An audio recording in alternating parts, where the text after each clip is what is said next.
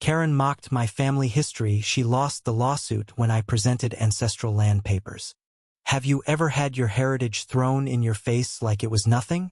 That's exactly what happened to me when Karen, my neighbor with a knack for stirring trouble, decided to mock my family's history in front of the entire community. It started innocently enough, a neighborhood meeting about a disputed plot of land adjacent to my property.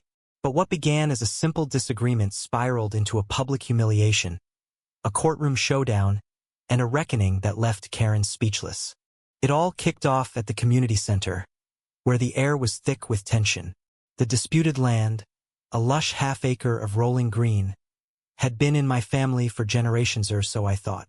Karen, with her perfectly coiffed hair and a smirk that could curdle milk, stood up and declared the land was hers, claiming her family had always owned it. When I mentioned my great-grandfather's connection to the property, she laughed. Your family? Farmers with no paperwork? Please, Malik, don't embarrass yourself with fairy tales. The room went silent. My cheeks burned, but I held my tongue. Karen didn't just stop there. She spun a tale about her ancestors being pioneers who civilized the area, implying my people were nothing but laborers.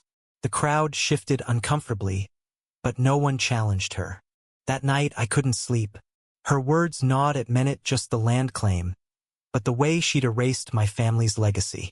I knew the truth was out there, buried in the stories my grandmother used to tell about our roots in this town.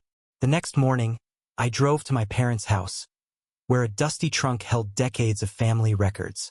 Among yellowed photos and handwritten letters, I found a brittle envelope labeled Land Deed, 1875. My hands shook as I opened it. The deed described the exact plot in dispute, granted to my great-grandfather, Isaiah Jackson, a freedman who'd bought it with his own earnings after the Civil War. It was real. It was proof. But Karen wasn't backing down. She'd already filed a lawsuit to claim the land, citing some vague historical precedent and a dubious surveyor's report.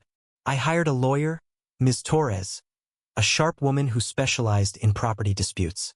This deed is gold, she said, but we need more to shut her down. So I dove deeper. I spent weeks at the county archives, poring over records with the help of a senior librarian, Mr. Hayes, who seemed to know every family in the county. He was the unexpected ally I didn't see coming, a quiet man who'd overheard my story and offered to guide me.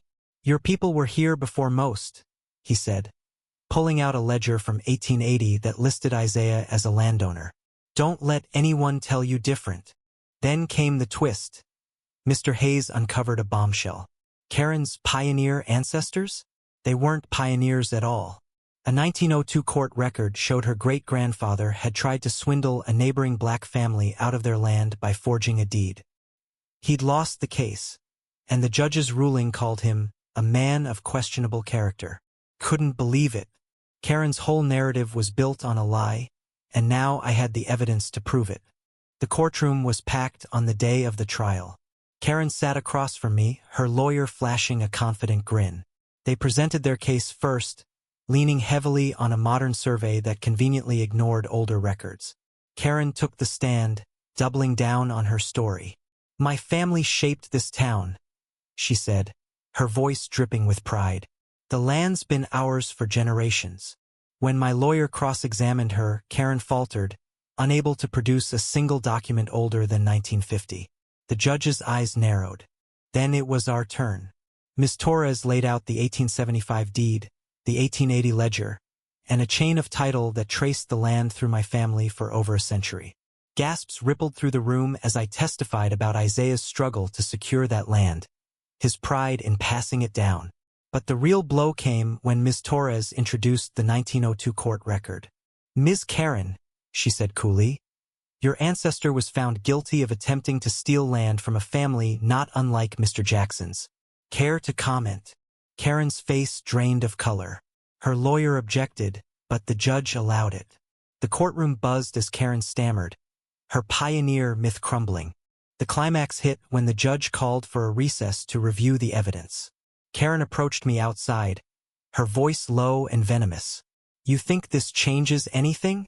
People like you don't belong here. I stared her down, heart pounding. People like me built this place, Karen. You're just late to the story.